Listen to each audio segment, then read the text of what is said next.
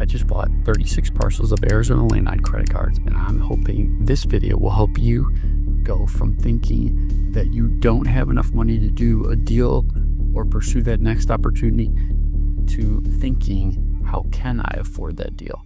Hi, I'm Jack Allwile, hard money advocate, land junkie. I'm here helping you understand what money is, your relationship to it, and helping you get your money working harder and more efficient than you do.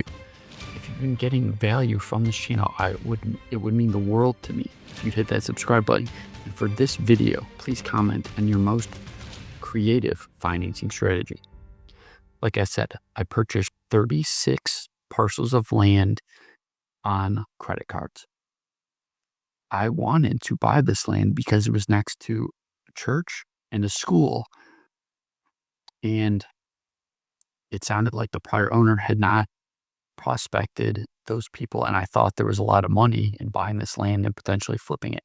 And I thought worst case scenario, I'd still make a good chunk of change bulk selling them to other land investors.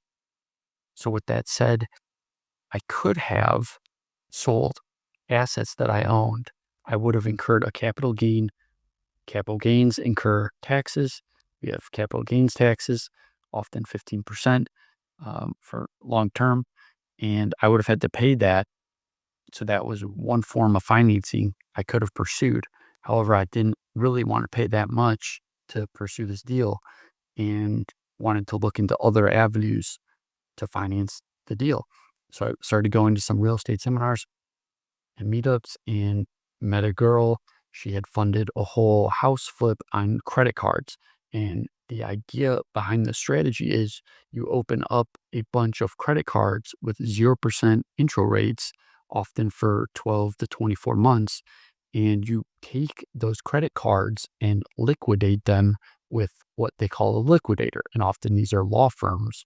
So you'll swipe your card, they will take a fee. I paid 6%.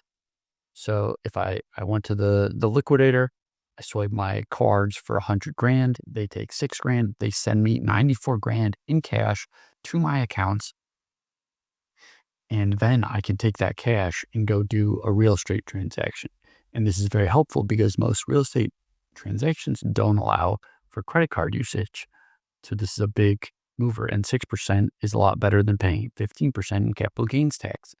And remember, you're always paying interest, whether explicitly to someone or an opportunity cost. So I was happy to pursue this opportunity, pay 6% to finance the deal because I think it will be worth a lot more. And basically I opened up 11 different cards with these 0% intro rates, and they vary from, the shortest one was 9 months up to 24 months. I did not swipe the 9-month card, but so 11 different cards. I got $170,000 worth of credit between personal and business. To give you an idea, I'd never had business credit. This company for rentals I had opened in 2018, and it was about half and half between personal and business. The only credit card I had prior to this was a $20,000 limit with like American Airlines. So that just gives you kind of a background. So I didn't have a ton. I don't really like using credit cards, honestly, but this seemed to be a good use case. And hopefully that will get your wheels turning to thinking, how can I afford this deal? And not just shutting your brain off and saying, I can't afford this. So my thought is I will go to the neighboring owners, and hopefully I'll be able to sell it to them for a very good price, pay off the credit cards, and I'll still have the cash, and I can hopefully churn that cash, hopefully a number of times before I would have to start paying the crazy amounts of interest.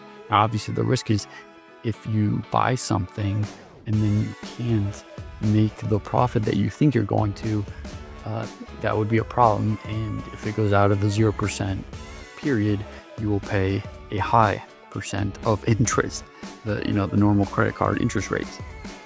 So that's the risk, but hopefully this gives you some ideas. And please tell me your questions or thoughts, and I will see you in the next episode.